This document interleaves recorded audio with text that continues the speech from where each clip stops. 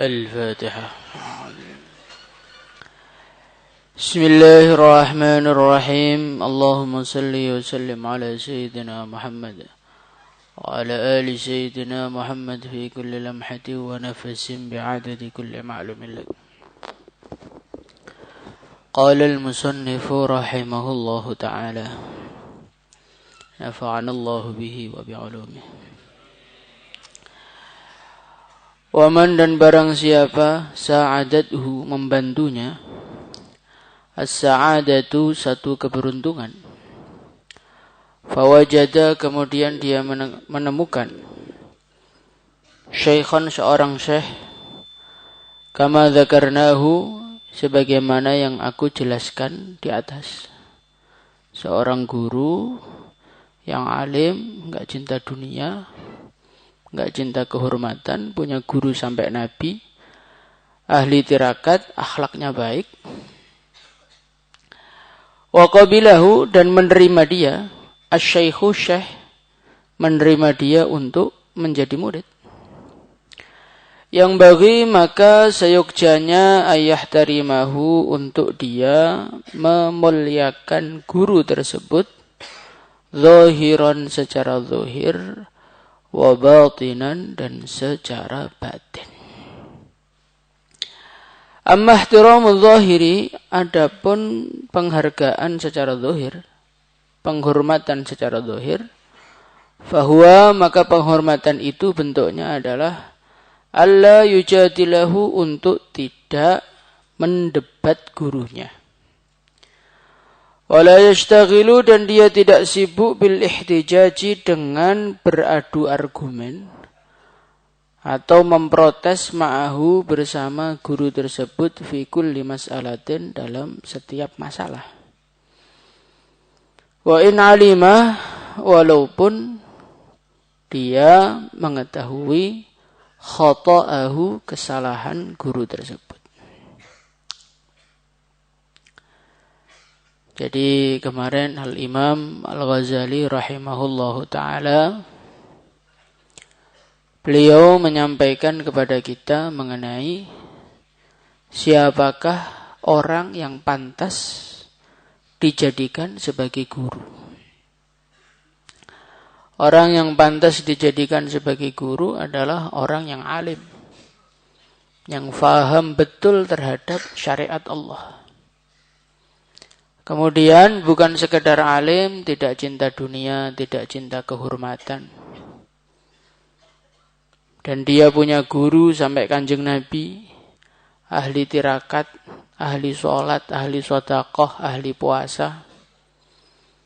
Akhlaknya baik, sabar, syukur, tawakal, yakin, qanaah, tumakninah, tenang dalam menghadapi apapun. Tidak tergesa-gesa, tidak gerusa-gerusu, tidak gampang marah. Wa man sa'adathu as-sa'adah fawajada dzalika syekh. Kemudian beliau mengatakan barang siapa yang diberi keberuntungan oleh Allah, kemudian dia menemukan guru tersebut. Wa qabilahu syekh, dan guru tersebut sudi menerima dia menjadi muridnya. Yang bagi ayyahtarimahu zahiran wa batina, maka murid tersebut tugas pertamanya adalah memuliakan gurunya zahir batin. Ini coba kamu perhatikan kata-katanya Imam Ghazali. Wa man sa'adathu sa'adah. Jadi orang yang bisa ketemu dengan guru yang istimewa, itu adalah orang yang beruntung. Di antara bentuk kecelakaan atau di antara bentuk kerugian yang Allah berikan kepada seorang manusia adalah dia tidak pernah menemukan guru yang istimewa. Jadi guru yang istimewa itu bukanlah seseorang yang bisa didapatkan oleh semua orang. Guru yang istimewa itu hadiah dari Allah. Kalau Allah Subhanahu wa taala tidak memberikan keberuntungan kepada seseorang, walaupun guru itu di depan mata dia tidak bisa melihat kehebatannya. Dia tidak bisa melihat kemuliaannya, dia tidak bisa melihat kewaraannya, dia tidak bisa melihat kesolehannya. Kayak Nabi Musa alaihi salatu wassalam. Nabi Musa alaihi salatu wassalam ketika pengen bertemu sama Nabi Khadir, maka Allah Subhanahu wa taala menyuruh Nabi Musa untuk mencari. Kemudian Allah Subhanahu wa taala menerangkan Nabi Musa lokasinya Nabi Khadir di mana. Kemudian yang ketiga, Allah Subhanahu wa taala kasih tanda kepada Nabi Musa, nanti kalau ikan kamu hidup lagi, maka disitulah kamu akan menemukan Khadir. Jadi Allah Subhanahu wa taala memberikan satu anugerah yang luar biasa kepada Nabi Musa berupa ketemu Nabi Khadir. Jadi Nabi Khadir seorang yang dikatakan oleh Allah memiliki ilmu yang luar biasa sampai Nabi Musa pengen ngaji. Itu tidak semua orang diizinkan ketemu sama Nabi Khadir. Tidak semua orang bisa melihat kehebatan Nabi Khadir. Buktinya apa? Buktinya dalam Al-Quran. Fantalaqa hatta idza ataya ahla qaryatin istat'ama ahlaha fa'abau ayyudayyifuhuma. Ketika Nabi Musa dengan Nabi Khadir sampai kepada satu kampung, mereka minta makan. Minta makan loh, Kang. Bukan minta pesawat, bukan minta amplop tebal, enggak. Minta makan. Fa'abau ayyudayyifuhuma. Mereka tidak mau memberi Nabi Musa. Kenapa? Karena enggak kenal. Jadi orang yang sehebat itu, Nabi Musa, manusia paling hebat di zaman itu. Nabi Khadir diangkat jadi gurunya Nabi Musa. Itu ada orang yang enggak bisa melihat kehebatan mereka berdua. Jadi bisa menyadari kalau ini orang hebat, bisa menyadari kalau ini orang takwa, bisa menyadari kalau ini orang warok, bisa menyadari kalau ini orang dekat pada Allah. Itu anugerah. Waman sa'adatuhus sa'adah. Orang yang Allah akan memberikan keberuntungan, di antara bentuknya Allah temukan dia dengan guru-guru yang istimewa, dan dia menyadari keistimewaan itu. Ya contohnya kayak Abdullah bin Ubay. Ngelihat Nabi secara langsung. Tetapi tidak sa'adatuhus sa'adah. Allah tidak memberikan keberuntungan kepada Abdullah bin Ubay. Maka Nabi di depan mata itu pun dia tidak bisa merasakan kehebatan baginda Nabi zahiran wa batinah. Ditutup oleh Allah. Gak bisa melihat itu, ini seorang Nabi, ini seorang Rasul, ini orang yang diberi wahyu oleh Allah, ini orang yang akan menyelamatkan dia di akhirat nanti, itu nggak bisa lihat. Walaupun di depan mata. Khatamallahu ala qulubihim wa ala sam'ihim wa ala absarihim. Ketika Allah sudah tutup hatinya itu, Kanjeng Nabi ya kehebatannya nggak kelihatan di mata mereka. Maka kalau kita ini kok bisa ketemu orang soleh, bisa ketemu seorang guru yang istimewa, yaitu betul-betul sa'adatuhus sa'adah, itu betul-betul suatu keberuntungan, hadiah dari Allah untuk kita. Maka seharusnya seorang santri itu di dalam menjalani kehidupannya di pesantren itu nggak boleh ngeluh. Seorang santri itu harus senyum 24 jam. Yang penting jangan senyum sendiri, dikira orang gila nanti. Karena apa? Sa'adatuhus sa'adah. Dia telah diberi anugerah oleh Allah, ditemukan dengan guru-guru yang istimewa. Ketika kita sudah menemukan guru yang istimewa itu, maka tertib yang pertama adalah hal attabi'uka ala an tu'allimani mimma 'ullimta rusyda. Tertib seorang murid ketika dia sudah ketemu dengan calon gurunya, maka santri tersebut harus sowan kepada calon gurunya, minta izin. Syekh, boleh enggak saya ini daftar jadi murid jenengan? Maka santri itu kalau masih baru datang dulu kepada Pak Kiai, izin. Itu tertibnya begitu. Dan qabilahu syekh, dia akan resmi menjadi seorang murid ketika gurunya bersedia menerima dia jadi murid. Maka Nabi Musa alaihi salatu wassalam, beliau itu ngikuti Nabi Khadir, bareng sama Nabi Khadir, setelah beliau izin, pertama enggak dikasih, ngotot janji baru dikasih. Hal attabi'uka ala an tu'allimani mimma 'allimta rusyda qala innaka lan tastati'a ma'iya sabra wa kaifa tasbiru ala ma lam tuhid bihi khubra. Musa, kamu enggak akan kuat ikut saya. Gimana kamu mau kuat ikut saya? Kamu enggak akan mampu. Wa kaifa tasbiru ala ma lam tuhid bihi khubra. Bagaimana kamu bisa sabar menghadapi saya padahal saya ini punya sesuatu yang kamu enggak tahu ilmunya. Nabi Musa nekat, qala satajiduni insyaallah sabira wala a'si laka amra. Insyaallah saya sabar dan saya tidak akan ngengkel sama sekali. Nah, qala fa in ittaba'tani fala tasalni. Oke, kalau kamu memang niat ikut saya, ya jangan tanya apapun kepada saya sampai saya cerita. Lah ini baru qabilahu syekh. Jadi seorang murid itu resmi menjadi murid ketika gurunya bersedia menerimanya.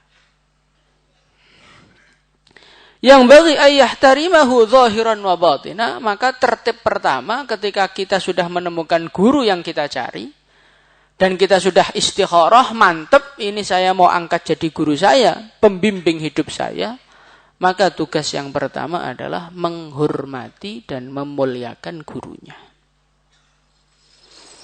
Amma ikhtiramul zahir fahuwa alla yujadilahu wa la yashtaghilu bil ihtijaji ma'ahu fi kulli mas'alatin wa in 'alima khata'ahu. Penghormatannya bentuknya bagaimana? Jangan mendebat gurunya. Dan jangan sibuk beradu argumen dengan gurunya di dalam setiap masalah yang dia tidak cocok dengan gurunya. Walaupun menurut dia gurunya salah. Ini sebetulnya ini adalah tertibnya Nabi Khadir. Qala fa in ittaba'tani fala tas'alni 'an syai'in hatta uhditsa laka minhu dzikra. Kalau kamu mau ikut saya, tugasnya satu. Taat total, enggak boleh tanya. Enggak boleh komplain, tertibnya taat dan husnudzon. Ini kalau berguru ala sufi seperti ini Kang caranya. Ini bukan mau ngaji fikih ini. Ini mau ngaji, belajar mengangkat seseorang menjadi guru, mengangkat seseorang menjadi penerus Rasulullah SAW yang akan membimbing kamu sampai kepada Allah. Maka tertib di dalam berguru kepada guru pembimbing hidup itu adalah tidak boleh debat, tidak boleh suudzon, harus husnudzon terhadap segala sesuatu yang dilakukan oleh gurunya. Idza kanal amal yahtamilut ta'wil. Selagi apa yang dilakukan oleh guru kita itu masih bisa ditakwil, maka kita harus mentakwilnya. Itu tertibnya berguru kepada seorang sufi, itu tertibnya begitu. Selagi perbuatan itu bukan al-bayyinu khata'uhu, perkara yang betul-betul jelas salahnya di dalam syariat, dan enggak bisa ditakwil, maka seorang murid tidak boleh suudzon. Karena suudzon di dalam berguru itu akan merusak rohaniyah seorang murid. Mendebat seorang guru itu akan merusak rohaniyah seorang murid. Sehingga seorang ulama, beliau mengatakan, man qala li syaikhihi 5 lam yanjah. Barang siapa yang mengatakan kepada gurunya, guru, kenapa engkau melakukan ini? Lam yanjah, maka murid itu nggak akan bisa sukses. Ini sebagian orang nggak terima dengan penjelasan seperti ini. Dia mengatakan, loh, guru itu kan bukan nabi, bukan rasul. Seorang guru itu kan mungkin aja dia berbuat salah. Sahabat aja yang ada yang berbuat salah kok. Kenapa kita kepada guru itu segitunya banget? Maka jawabannya adalah, makanya saya mengatakan husnudzon. Selagi bukan al-bayyinu khata'uhu, kita ini harus apa? Husnudzon. Kalau guru itu melakukan perkara yang al-bayyinu khata'uhu, betul-betul salah, ya jangan kita ikuti kesalahan tersebut. Tetapi jangan sampai satu kesalahan itu menghapuskan segala kebaikannya. Nah, di sini juga ada salah lagi santri ini. Ketika gurunya melakukan al-bayyinu khata'uhu, perkara yang betul-betul secara syariat itu enggak diizinkan, ditakwil model bagaimanapun enggak bisa, maka berarti gurunya salah. Ketika gurunya salah, ya kita enggak boleh mengikutinya. Tetapi walaupun seperti itu, bukan berarti kita langsung menghapus segala kebaikannya. Karena di dalam Al-Quran, Allah berfirman, u'iddat lil muttaqin. Siapakah al muttaqun itu? Al-walladzina idza fa'alu fahishatan aw zalamu anfusahum dzakarullah fastaghfaru lidzunubihim. Siapakah orang takwa itu? Orang yang ketika melakukan fahisyah. Fahisyah itu biasanya kemaksiatan-kemaksiatan yang arahnya kaitan dengan kelamin. Walladzina idza fa'alu fahishatan aw zalamu anfusahum, atau mereka menzalimi diri mereka, artinya melakukan sebuah dosa. Dzakarullah, mereka cepat-cepat ingat kepada Allah. Jadi orang takwa itu bukan orang yang enggak pernah maksiat. Orang takwa itu diantaranya adalah orang yang maksiat langsung tobat. Nah, jadi kalau kita ini memiliki seorang guru umpamanya, kemudian dia jatuh di dalam kemaksiatan yang enggak bisa ditakwil lagi, secara alasan agama apapun nggak bisa ditakwil, ya salah, kita harus salahkan kalau sudah nggak bisa ditakwil. Tetapi bukan berarti langsung kehormatan gurumu, kemuliaan gurumu di depanmu langsung kita hapus, enggak. Karena apa? Karena orang salah itu kalau langsung tobat kepada Allah Subhanahu wa taala, mereka ini tetap tidak keluar dari golongan muttaqun menurut Allah sendiri, bukan menurut Anda. Nah, kalau Allah tidak mengeluarkan mereka dari golongan orang takwa, terus kita kok mengeluarkan mereka dari golongan orang takwa, dasarmu apa? Gitu. Maka disinilah mengedepankan husnudzon kepada orang-orang soleh itu sangat-sangat penting. Terutama bagi orang yang sudah mengangkat orang soleh tersebut sebagai gurunya. Makanya sebelum berguru itu kamu harus ngecek dulu, ini guru yang mau kamu angkat ini guru apa gitu. Alim apa enggak, cinta dunia apa enggak, takwa apa enggak. Nah kalau secara syarat sudah melengkapi, kamu istikharahnya mantap, kamu angkat, ya harus yakin. Harus yakin kepada gurunya. Sejauh mana keyakinan seorang murid kepada guru, sejauh itu pula lah dia akan mulia di sisi Allah. Idzil fata hasba'ati qadihi rufi wa kullu man lam ya'taqid lam yantafi. Coba diimriti, itu luar biasa. Idzil fata hasba'ati qadihi rufi. Orang itu dimuliakan oleh Allah Subhanahu wa taala tergantung keyakinannya. Wa kullu man lam ya'taqid lam yantafi. Orang kok yakinnya itu enggak mantap, ya enggak bisa ambil manfaat. Maka dari itu berhati-hatilah dalam mengangkat guru. Sekali ngangkat harus yakin, bahkan harus husnudzon, bahkan harus yakin tentang kesolehannya, harus yakin tentang takwanya, harus yakin tentang kewaliannya, sehingga barokah mereka bisa mengalir sempurna kepada seorang murid itu. Paham tuh? Nah ini penting, ini dalam dunia persufian begini, ini bukan guru kelas, ini bukan guru pesantren, ini guru pembimbing hidup. Guru yang memang kamu jadikan untuk menuntun kamu sowan kepada Allah, menuntun kamu wusul kepada Allah. Ini jalurnya seperti ini. Allah wala yulqi, dan dia tidak meletakkan baina yadaihi, di hadapan gurunya, sajadah gurunya, illa waqta ada'i sholati, kecuali waktu menunaikan sholat. Ya, termasuk adab itu tidak menggelarkan sajadah untuk gurunya kecuali waktu sholat. Karena apa? Karena kamu menggelarkan sajadah di hadapan gurumu itu secara bahasa kasarnya, hei guru, duduk aja, cepat sholat loh, tak gelarkan sajadah. Jadi sajadah bukan untuk duduk ya, sajadah untuk sholat.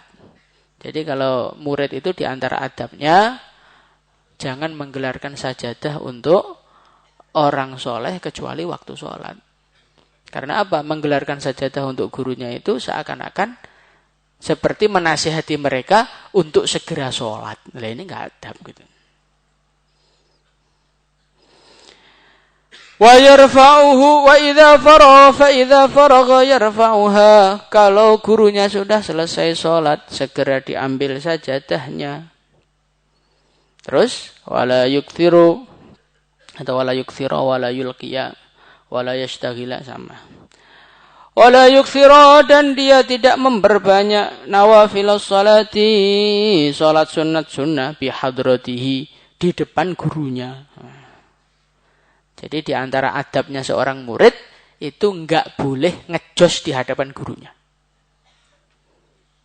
Enggak boleh ngejos kan? Di hadapan gurunya enggak boleh ngejos. Itu gurunya sedang duduk-duduk, langsung kamu sampingnya pura-pura sholat Allahu Akbar.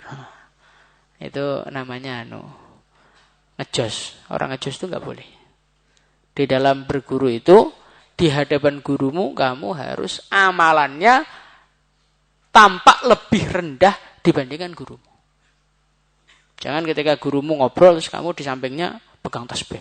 Allah. Nah, itu seakan-akan kamu ngajari guru, hei guru, jangan ngobrol, zikir kayak saya gini loh. Nah, itu enggak boleh. Maka di dalam tertib jamaah tabligh itu ada tertib yang sangat bagus itu. Enggak boleh naskil ulama, itu penting kan. Karena itu bagian dari adab kepada orang soleh, kepada orang alim. Orang alim itu ya, mereka itu sudah berpikir kebaikan apa yang paling bagus untuk dia, itu sudah mereka pikir. Maka jangan Anda anak kemarin sore tahu-tahu Pak Kiai, enggak setahun Anda sesat Pak Kiai. Oh, njaluk dipletes ndase iki. Maka itu tertib itu, jangan menaskil ulama, itu diperhatikan.